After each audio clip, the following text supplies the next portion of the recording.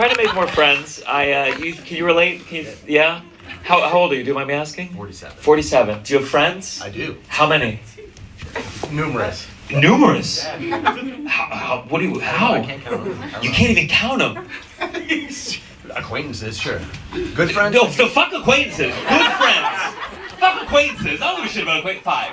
Okay, 5. That's pretty good. That's pretty good. Can you name them all first name? Yeah. Garrett, Sandra, Darren, 3, I guess. You son of a bitch. You were gonna try to lie to me. Darren, Sandra, Mark. Ah! How long have you been friends? Oh, 6 years? 5 years? No, longer. 8, yeah. 8? Yeah. That's so cute. You see where my friendships are better. If I was with my girlfriend, I was like, how long have we been together? 2 years? And she was like, 4. It wouldn't be a cute moment. How did you meet? We're in the same sorority. Same sorority? Yeah. Okay, was it like intense? Do you have like secrets? Yeah. Not those kind of secrets. What kind of secrets do you think I'm talking about? I had a woman on my podcast, and she talked about her sorority, and it was one like hours after she wrote, she said, "You have to cut everything about that sorority." Can you tell me which sorority it was? Yeah. Yeah. Alpha Sigma Tau. Alpha Sigma Tau. Ta? Yeah. TA? TAU. TAU. Oh, good Ta. Tell me about the sorority. This is embarrassing. I know I don't know these things, but is it like with like the different Harry Potter schools? There's different like this one's kind of evil, and this one's like is there a theme? Is there a spirit? Is there a quote? Is there a spine? What? Yeah. What is it? I mean, if you had to put 3 words on it, it'd be active, self-reliant, trustworthy. So there's a lot of Hufflepuff. I like that you presented that like it was off the top of your head, and it clearly is part of like your morning ritual. Active, trustworthy, And self-reliant. I mean, that could describe the Nazi party. I mean, I don't. They were self-reliant, you know. Okay, so you help with sorority recruitment? Is that what you said? I work for the magazine. You work for the magazine. For Tau? Just Tau? Or like... For Alpha Sigma Tau, like the national magazine. Oh my god. Is that's still in circulation? Oh yeah. Like there's physical copies or just a PDF? Okay. So pitch me on it. I feel like I hear sororities, I'll be honest with this is a little bit biased. I go, uh-oh. This is KKK Alpha Sigma Tau. Like it just feels like 1, 2, 3, 1, 2, 3. It feels like a relative, and you can't blame your relatives, but like what? You can't blame your relatives. I mean, you could be mad at them, but I'm like, you can't blame the person. I can't. You understand what I'm saying. You can't blame them. It's not good. We agree. We're all on the same page here, except for these two right now, okay? What do you have to do to get in? Was there any kind of hazing thing? No. I mean, they made us go to a hot tub garden all together. Oh. It's in Ann Arbor. You're like, how can I join the sorority? I already have 3 friends. I need some pussy.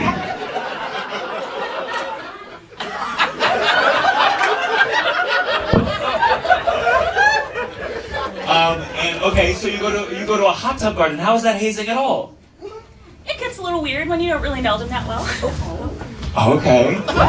First of all, can you tell me what a hot tub garden is? In Ann Arbor, so you'll see it tomorrow. Oh, I'll see it in Ann Arbor. Yeah. You rent hot tubs like by the hour. You rent hot tubs by the hour? Yeah. Okay, so you're all in sororities? Is that? In Ann Arbor. So you go there, and then that's just how you get to know each other. You sit in the hot tub. And God, hazing used to be so much cooler. Does anyone not get in? Yeah. Yeah. Why don't they get in? Tell me that. It's all vibes. It's all vibes.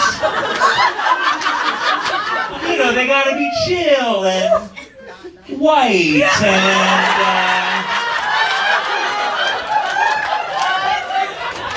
I know they don't say that, they're like, they can't dance on the beat, and it's like, yeah, that's what it is. How is the sorority system doing? Is it thriving? Is it struggling? It sucks. I mean, It sucks? COVID, Why? COVID was hard. COVID was hard. Yeah, where you do like a Zoom hot tub? Alright everyone, warm those baths up. Trustworthy, no one record this, please. What was the other one? Self-reliant, trustworthy? Active. Active. Okay. What the fuck is that? How is that a principle? So what did you do? What was like do you have a big dance? Do you have a big party? What's an event? A bake sale? A lot of bake sales. A lot of bake sales. Okay. What'd you say? Me? Yeah. I said it's adult Girl Scouts. It's adult Girl Scouts. Do you think that's an accurate characterization? I was in Girl Scouts. Yeah, it is. It is. You get the next phase, you make your own cookies. That's the only real difference. If I subscribed to this magazine, would that be weird? No. It wouldn't be weird? No. Let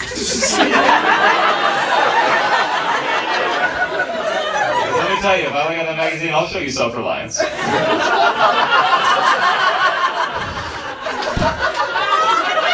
Oh boo!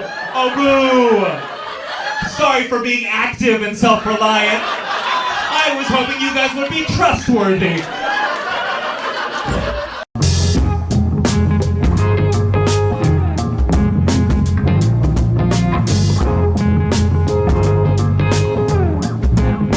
I was recently doing shows in Richmond, Virginia, and if you don't know, Richmond used to be the capital of the Confederacy until they moved it to Florida. And they have dozens of Civil War museums, and then they actually have their own Holocaust memorial, and I think it's their way of being like, we all fuck up sometimes, right guys? And it's very small, they had like one shoe. So when I was done with that,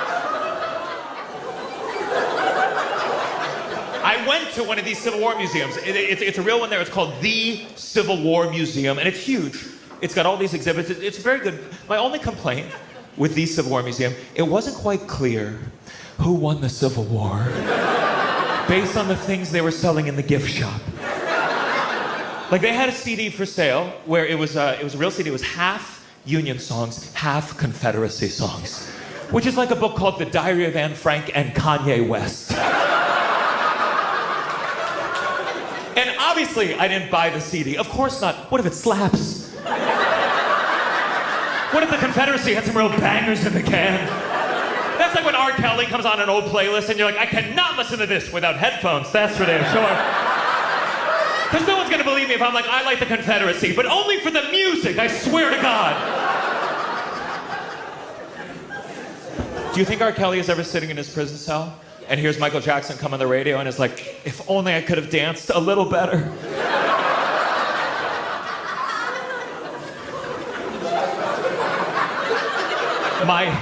My little sister's a big Taylor Swift fan, and she gets cocky about it.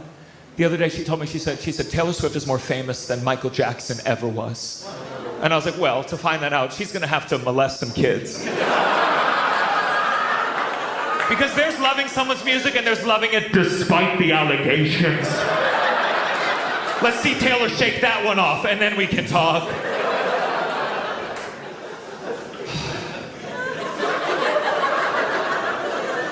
I was watching a YouTube video a couple months ago called How to Correctly Eat a Mango.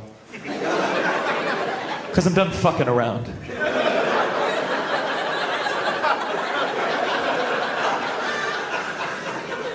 And before the video, there was one of those ads. You know those ads? I could skip it after 5 seconds, but I ended up watching the whole 13-minute ad. And it's because it was an ad for this charity. It was very moving. It was an ad for this charity that gives reconstructive surgery to babies born with cleft palates. And it was very moving. It bounced around, but it kind of focused on this one baby who was almost adorable. And I was, let me finish.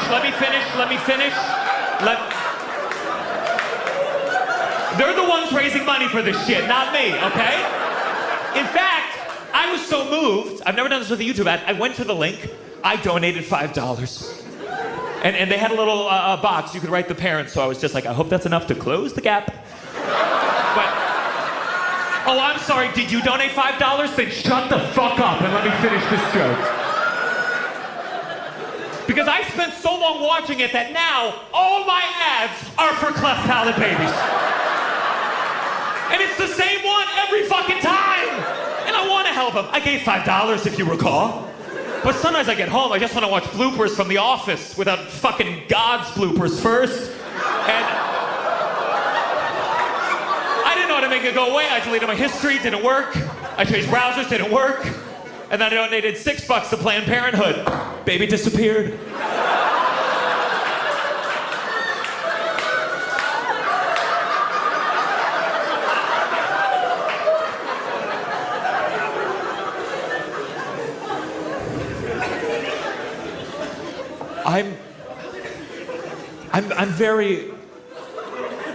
I'm very pro-choice, anti-baby, whatever term you prefer. Even if you're pro-life, and I think it was a mistake coming here tonight, but even if you are, I don't think it's some a victory for making abortion illegal, but only in some states. Because then the only people that you're forcing to become parents are the ones who don't have the resources to travel to a state where abortion is legal. And those aren't the kind of parents you want. Think about how are you going to be a good mom if you can't even get your kid aborted? We need parents who are willing to go the distance. You're going to go to Planned Parenthood once, but you're going to go to all his soccer games? Get the fuck out of here, dude.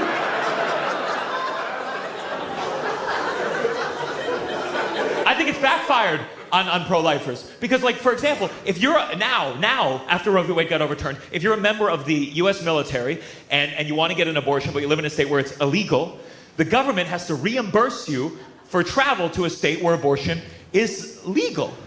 I mean, back in the day, you had to go all the way to the Middle East if you wanted to kill a baby on the government's dime.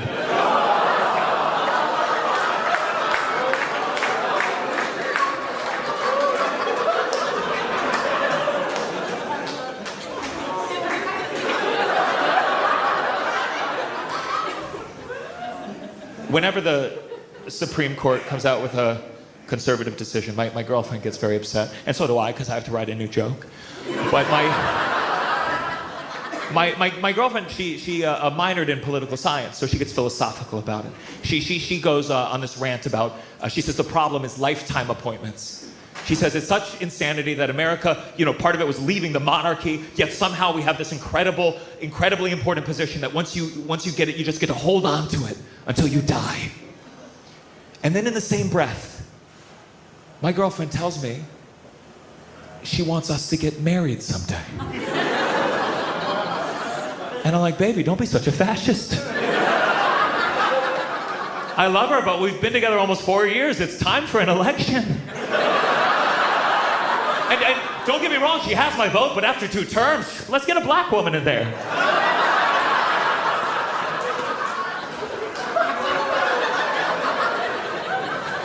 Give me 4 more years, okay?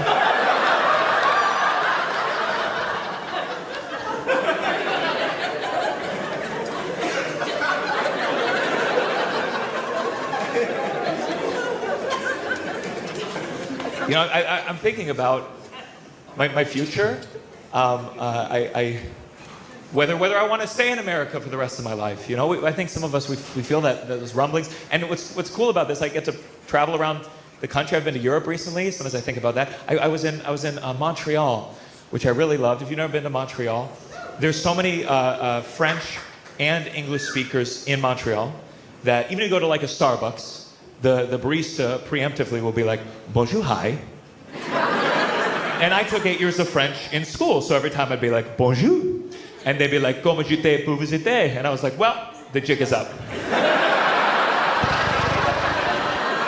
I was hoping to talk about numbers pretty exclusively, but I will have un frappuccino.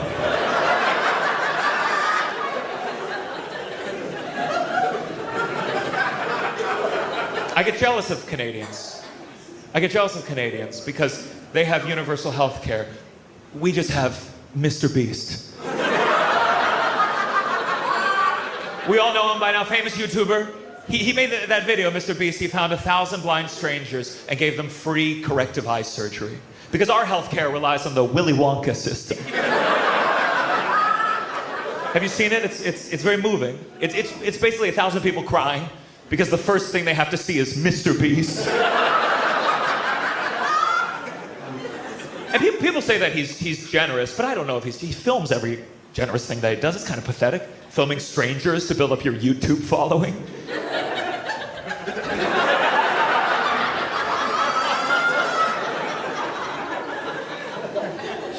I just don't think it's a good deed if you film it. You know what I mean? It negates the generosity. If you give a lot of blowjobs for your OnlyFans, you're not generous. You're not. You're a public school teacher, and that's okay. There's nothing wrong with that, but it's not a selfless act. I don't even hate Mr. Beast. I hate that my dad loves Mr. Beast. Because he's very conservative. I know a lot of conservatives that love Mr. Beast. It's like they can understand the concept of universal health care, but only when it's presented to them on YouTube. The same way they only support trans people on Pornhub.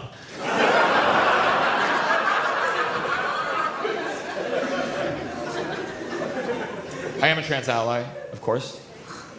I actually ran to my old college roommate at the airport. I found out that they had recently transitioned.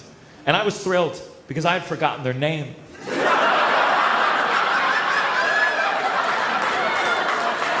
I wish everyone I've ever met would transition. I have progressive views, but that doesn't mean I'm a good person. Liberals make that mistake sometimes. I have a more conservative friend, and he has views that really, he's one of those guys, and we all know those guys, who's like, you see this article? No, a trans woman played volleyball, made a little girl explode. And I can't stand that shit, because the kind of guys that complain about trans women playing women's sports are the same kind of guys that told guys like me in high school, you run like a girl, you throw like a girl, and now they're mad because some of us followed through. But I will say, in his defense, he is a wonderful human being, better than I could ever imagine being. I'll tell you a story. Once, me and my conservative friend, we were walking down the street in New York City. In front of us was walking a woman in very high heels. As far as I could tell, she was trans. Now, at some point, this woman, she tripped on her right heel. She fell into the street right as a bus was approaching.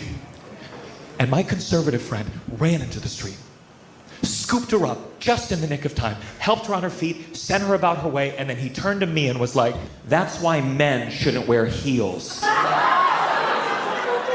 It was a lot of things all at once. And I want to be clear, I think it's a shitty thing to do. But if I had been alone, I would have been like, oh no, she's dead.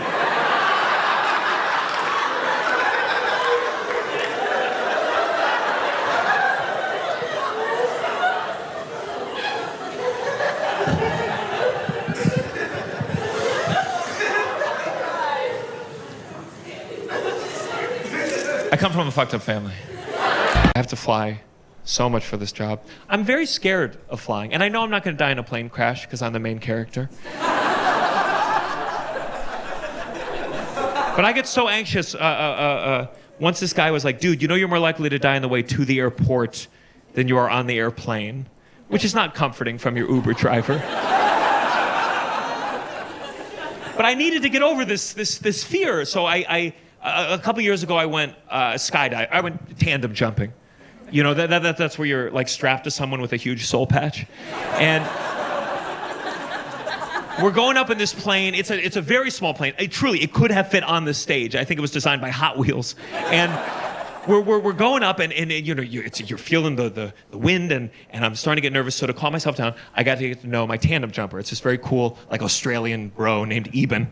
And he's strapped to me, he's straddling me, and you know, I told him I do stand-up comedy, and he was like, oh, mate, I've always wanted to do stand-up comedy. And I was like, you would be so good, because he had the parachute. And then As we went up more, I got to know him better. I was like, hey man, you married? He was like, nah. I was like, oh, do you have a girlfriend or a boyfriend? He was like, not my style, mate. And I was like, oh. Do you have any pets? And he was like, nah.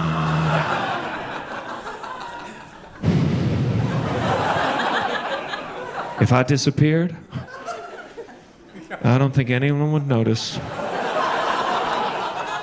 Time to jump. Boom! I'm skydiving with a clinically depressed skydiver. And obviously he pulled a parachute or there'd be a different comedian here tonight. But the moment we landed, I was like, Aben, what the fuck was that? And he was like, it's stand-up comedy! Are you still doing theater? Opera? What was the last opera you did?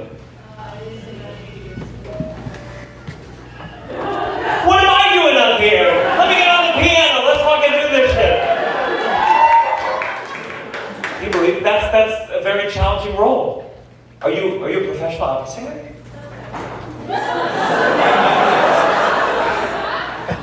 I dabble as the queen of the night. Are you one of those people who would like sing a measure or like no? Oh, you should do this. Let me tell you something. These people don't have a single bit of taste in their entire lives. You're not going to do Queen of the Night and this motherfucker's going to be like, oh, a little bit flat on the high note. Do me in English. The original German? Thank you. Just because I'm a Jew, or?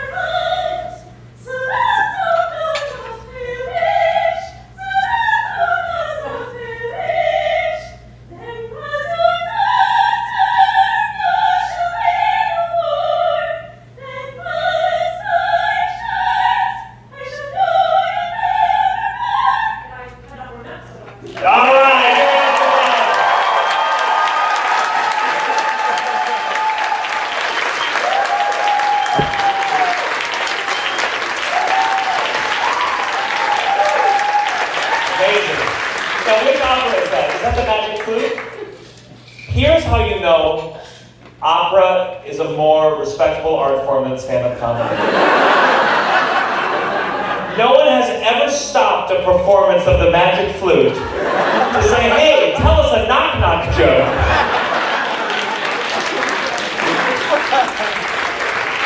That was beautiful. Thank you so much for doing that. Do we have theater kids here? Yeah? Are you in anything right now? Oh, I'm a former. A former theater kid. What was the last thing you did? West Side Story. Oh God. Where? Broadway? Where was it? It was in a friend's backyard. Wow. Okay. Who did you play? Maria. Maria. I mean, that would be an honor if it wasn't in the backyard, I'm sure, but... It was what? Leonardo DiCaprio's backyard. Oh. I don't know you LA people. I don't know what the fuck. It could have been. I don't fucking... You guys could lie about anything to me. I'd be like, oh my God, really? Who's back? Who's like? Was there an orchestra? Was this in your head? What exactly happened here? No, it was like a group of friends who we all went to school together. And we all got together, like our former like class that had all graduated, went to conservatory. Sure. Together and just kind of, you know, put it on just for fun. It was kind of like an improv situation of West Side Story. Not familiar with that version of... I believe it was Stephen Sondheim who said, the words don't really matter, just do what you feel in the moment. I'm sure Leonard Bernstein would have loved your improvisations on his orchestral works. What do you like? How did you change the story? What did you improvise? Well, just more, we all knew the story because of studying it in college and throughout. Studying it, was that a whole course? It was like, oh, tough year. We're studying West Side Story. So we kind of like we wung it. We're like we all know how it goes, and we're just gonna do it. We all know the songs. Yeah. Sure. Was anyone watching it? Was it like? We had like significant others, other friends. Those poor significant others. Oh my God. Oh, baby, you're in a show. That's so good to hear. I know you've been fighting real hard out there. Oh, it's in the backyard. How many performances did you do? One night only. One night only. That's. Do you remember anything special about it? Did it end sad too, or did you go? You know what? What if it's We ended up doing Jets and Sharks. Kind of turned. I'm familiar. I studied it in college. Kind of like the battle scenes. We kind of turned more into like twerk offs.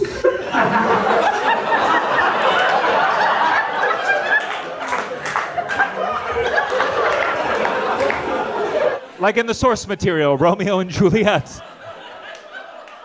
So it was twerk-offs, but then how did the guy die? Was the twerk? I mean, that's a death by twerk. Is that what happened though? Is that? And then you came out at the end like, how many twerks are in this ass? One for you. One for you.